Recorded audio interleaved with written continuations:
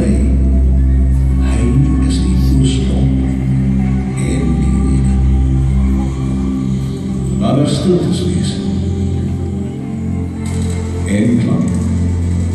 Laat daar ritmes wees. En dank. Laat alles buig. En zwijg.